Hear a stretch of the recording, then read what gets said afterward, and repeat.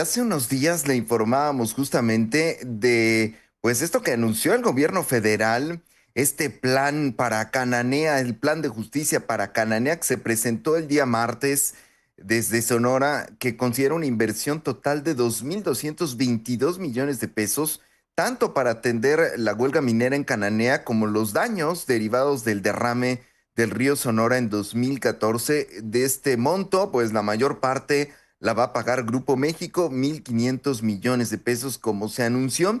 El miércoles estuvo platicando con Carmen Napoleón Gómez Urrutia, hablando pues del tema de la huelga, de pues las resistencias de Grupo México en todos estos años, en fin, lo que planteó el líder del sindicato minero después de 18 años de huelga, este acuerdo que se logra con opción de reinstalación o liquidación gracias a la intervención del gobierno federal.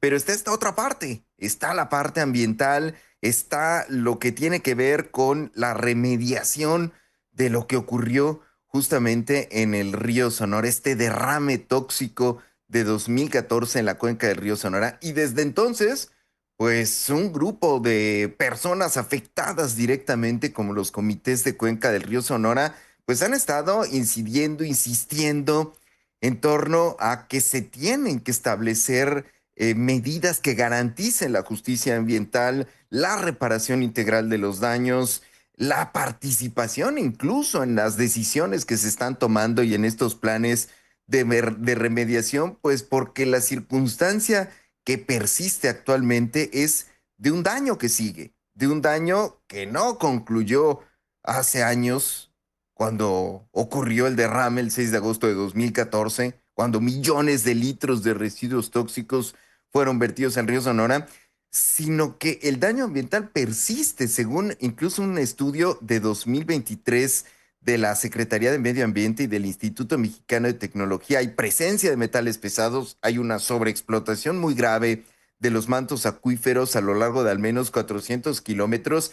Y frente a esto estamos, frente a lo que anunció el gobierno federal y desde luego este plan, pues que tendremos que ver cómo se articulan. Para hablar de este tema hemos invitado a Ricardo Valderas, compañero periodista, coordinador de Periodismo en Poder, que ha dado un seguimiento espectacular durante estos últimos 11 años, junto con los comités de cuenca del río Sonora, en donde en recientes fechas pues ha planteado poder una serie de cuestionamientos al plan que se anunció hace unos días por parte del gobierno federal. Ricardo Valderas, buenos días, qué gusto saludarte. Querido Manuel, el gusto es todo mío. Muchas gracias a ti y a tu audiencia por esta invitación. A tus órdenes. Querido Ricardo, ustedes están identificando junto con los comités de Cuenca, pues una serie de cuestionamientos al menos, de dudas respecto de cómo se va a articular este plan en términos de la justicia medioambiental. Así es, querido. El día que se anunció este programa por parte del gobierno federal, el mismo comité de Cuencas tuvo reuniones en las inmediaciones del río, es decir, desde Hermosillo, Sonora, encabezadas eventualmente por los comités de Cuenca, en donde se denuncia, ¿no?, la injusticia que han estado ocurriendo durante estos años. Principalmente lo que se exige a través de una especie de pliego petitorio que firman las comunidades es la transparencia total sobre el contenido de los convenios y el uso de recursos, la claridad sobre el futuro del fideicomiso. Recordemos, ahorita platicamos un poquito más del fideicomiso, pero recordemos que es esta primera estrategia de Enrique Peña Nieto para tratar de solventar los daños ocasionados por este derrame de 40 millones de litros de lixiviados sulfatos de cobre en las inmediaciones río arriba de esta cuenca que, dicho sea de paso, alimenta la capital de Sonora, Hermosillo. Asimismo, están exigiendo la participación efectiva de las comunidades en este tipo de decisiones, plazos responsables, indicadores públicos de cumplimiento, así como atención médica especializada e inmediata para las personas afectadas. Este último punto también es muy relevante porque recordemos que cuando el expresidente Andrés Manuel López Obrador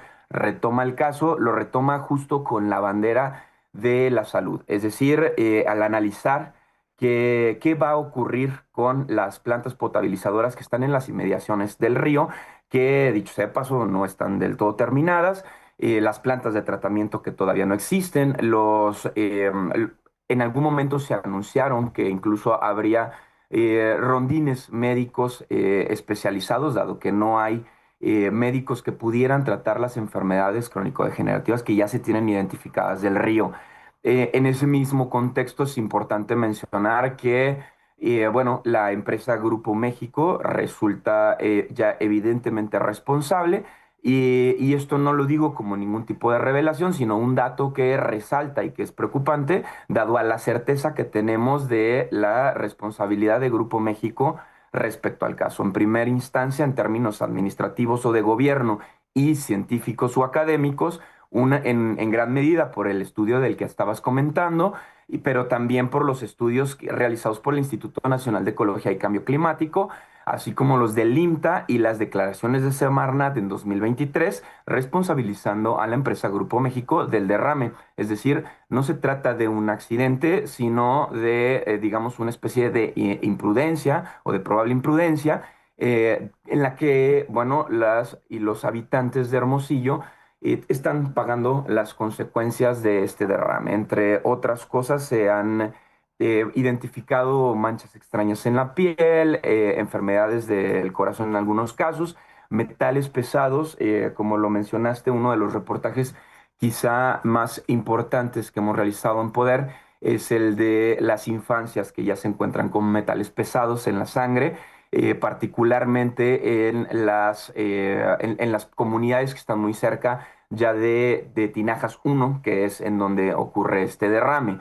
En términos judiciales, también tenemos esta misma certeza, dado que existen aproximadamente ya 12 demandas, por decirlo de alguna manera, entre amparos y solicitudes, que hablan ya de la responsabilidad particularmente de Grupo México, por lo menos en dos de estas 12 denuncias. La mayoría son protección de las comunidades, pero también se habla ya de la responsiva del Grupo México. Es decir, tenemos por una parte las declaraciones de las últimas tres presidencias de la República, encabezadas por Semarnat, culpabilizando a la empresa por este derrame, mientras tenemos también ya una serie de estudios acreditando de esta contaminación en la sangre de los habitantes de Sonora, así como los criterios de la Corte y los amparos en cuestión, que dicho sea de paso, que, querido Manuel, el ejército de abogados de Grupo México ha logrado detener en gran medida el avance de estos criterios de la Corte.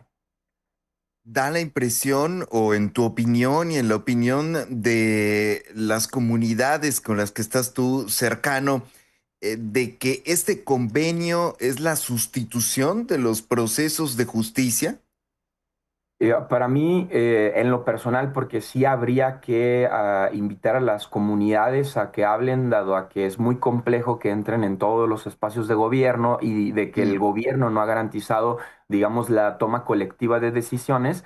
Pero en mi perspectiva, lo que es un intento de condensar al menos las 16 propuestas de las que hemos escuchado entre iniciativas de leyes locales, recursos legales, hasta ya, digamos, el plan Sonora y otra cantidad ya larga de criterios que se han estado estipulando en las inmediaciones del río para tratar de sanearlo.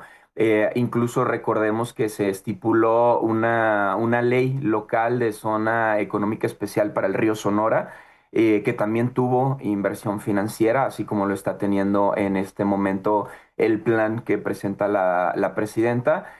Sin embargo, esto no ha garantizado justo la participación de las comunidades, lo cual es de suma relevancia para resarcir el daño, querido. Incluso documentaron ustedes desde Poder que no podían entrar a la propia presentación en Sonora de este plan, que solo pudieron ingresar después de haber ejercido una inmensa presión, que los colocaron hasta atrás. O sea, ¿cómo estuvo el asunto? Porque sí llama la atención que los principales afectados pues no puedan entrar a la presentación de este plan que busca justamente la remediación. Bueno, en ese sentido, supongo que se estuvieron atendiendo demasiadas peticiones porque Sonora es un estado demasiado complejo. Sin embargo, lo que comentas es así, lo externan los comités de Cuenca, Mm. particularmente de la mano de nuestro colega Franco. Sin embargo, digo, afortunadamente, gracias a la presión que se ha podido ocurrir, se han podido estar en algunas reuniones. Sin embargo, desde el principio del fideicomiso, digamos, los intentos por expulsar a los comités de Cuenca de las tomas de decisiones ha sido una frecuente, desde el cómo se utiliza el fideicomiso hasta, pues de hecho hay uno de los amparos de la extinción del fideicomiso, pues evidentemente se extingue el fideicomiso además de sin cumplir con el objetivo del mismo, es decir, resarcir tanto los daños sociales como los daños al medio ambiente, como los daños en materia de salud, pero al mismo tiempo sin el aval de las comunidades que son las principales afectadas, por lo cual la invitación es amplia. No solo a los gobiernos y a la empresa que, como me escuché la valiosa entrevista que hace Carmen a Napoleón Gómez Urrutia, Mm. una de las huelgas más largas del mundo, hay que decirlo. Bueno, en ese mismo tenor que la empresa no se quería juntar o no se quería reunir con el sindicato, ha habido las mismas reminiscencias con los comités de cuencas, es decir, no es un problema exclusivo de la ciudadanía. Parece que la empresa es particularmente interesada en trabajar directamente con el gobierno, pero si el gobierno no abre espacios específicos para las comunidades, pues las remediaciones no van a responder a las necesidades que tienen estas comunidades. ¿Quiénes integran estos comités de Cuenca del Río Sonora, Ricardo? ¿Cuáles son estos criterios de representación comunitaria? ¿Cómo se toman las decisiones justamente dentro de estos comités? Son principalmente colectivos y están meramente conformados por personas campesinas, locales, campesinos. Las inmediaciones del río son enormes, es decir, hay diferentes municipalidades y en un momento, pues evidentemente estaba la comunidad un poco confundida. Digamos, un movimiento muy pequeño, pero poco a poco se fue fortaleciendo y bueno, la toma de decisiones es totalmente colectiva. De hecho, el trabajo de poder es meramente de compañía. Las comunidades y los comités se organizan por sí mismos, sí con el apoyo, en definitiva, tanto, digamos, como moral como de acompañamiento en términos de seguridad, en términos de difusión, sobre todo. Hacemos mucho trabajo con los comités, pero están conformados y liderados por personas que habitan las inmediaciones del río y los criterios son el interés de defender el agua y el territorio, como lo son en casi cualquier movimiento de índole campesina, querido Manuel. ¿Hay un fideicomiso o había un fideicomiso del Río Sonora? La Suprema Corte de Justicia se pronunció respecto de su extinción, habló justamente de la participación comunitaria. ¿Cómo están las cosas respecto de este fideicomiso? Híjole, querido, es bien importante esta pregunta que haces porque el fideicomiso que se instaura principalmente con el gobierno de Enrique Peña Nieto, se instaura y se anuncia desde la Semarnat, empieza a ser aplicativo de alguna manera. Recordemos estos tinacos que regala la empresa con el logotipo de Grupo México en las inmediaciones y sin más deciden desaparecer el fideicomiso unilateralmente, hay que decirlo, de hecho de eso es el pronunciamiento de la Corte, a lo cual las comunidades hacen uso de la figura del amparo, esta figura que ayuda a combatir, digamos, violaciones a los derechos humanos por parte del gobierno, porque el gobierno, de alguna manera, acompaña a esta decisión que se toma otra vez sin el consentimiento de las comunidades y sin haber cumplido la totalidad de la entrega del recurso que se había prometido en ese momento. De hecho, parte de, digamos, de los criterios que se han estado exigiendo en esta segunda vuelta es la financiación del esquema de remediación del río Sonora, porque, bueno, es bastante claro, las plantas potabilizadoras prácticamente son nulas en la región. Algunas requieren de restauración. Necesitamos, digamos, una constante medición de los metales que contiene el agua río arriba del río Sonora, desde Cananea hasta Hermosillo, porque además hay una serie de compilados, porque la zona además tiene una amplia cultura digamos, del cultivo de peces. Y esto hace que, bueno, sea bastante complejo el derivar hasta donde llega el consumo de metales pesados. Entonces, por una parte, la saneación del río, pero por otra también las clínicas especializadas Como te lo comentaba en el reportaje pasado, creo que lo más importante que pudimos, digamos, derivar ahora son las infancias que crecieron ya con el río contaminado y aquellas que vieron el río contaminarse y que ahora, pues tristemente están viviendo con metales pesados en la sangre y no tienen una clínica inmediata a cual acudir, siendo esto, medicina de especialidad. Es muy complejo que estas comunidades que están, digamos, de alguna manera más cerca de la frontera que de Hermosillo, puedan acudir a estas clínicas que sí tiene la capital para atenderse. Es decir, la necesidad de financiación de esta región es verdaderamente grande y no recae específicamente en el río. Hay que resarcir flora y fauna, así como reestructurar el sistema de salud de la región para poder monitorear tanto el agua como la vida cotidiana de los y las habitantes de Sonora. El primer pendiente, señalas bien, o de las urgencias más acuciosas, tiene que ver entonces con el seguimiento en materia de salud, con la atención, pues para toda la población afectada a 11 años de este derrame. Para mí no solo es el primer pendiente, sino es una deuda histórica que tenemos de Cananea a Hermosillo con todos los pueblos que habitan el río. Recordemos que el de este derrame del lixiviado de cobre en el río Sonora es el desastre medioambiental más grande en la historia de México. Es imperante que teniendo esta calidad de la información, es decir, estudios realizados por el propio gobierno que reconocen el daño a la salud de los y las habitantes de Sonora, pues no estemos teniendo esta atención inmediata cuando ya tenemos casos como los que te comento, querido Manuel. En primera instancia, no solo la atención inmediata y oportuna, sino la construcción de un sistema de salud permanente para todas las personas que trabajan en condiciones de cercanía con un proyecto extractivista como lo es las minas de cobre.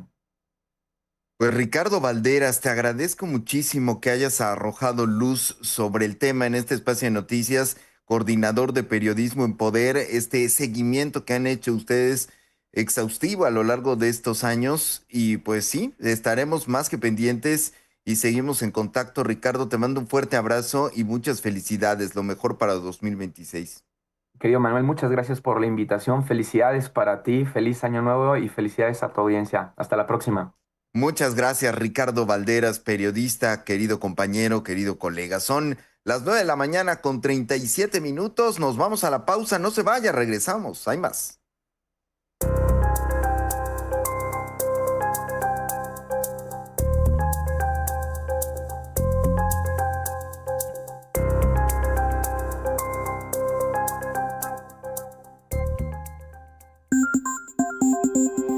Buzón de voz. Hola, buenos días. Buenos días para todo el auditorio de este programa. Pues nada más aquí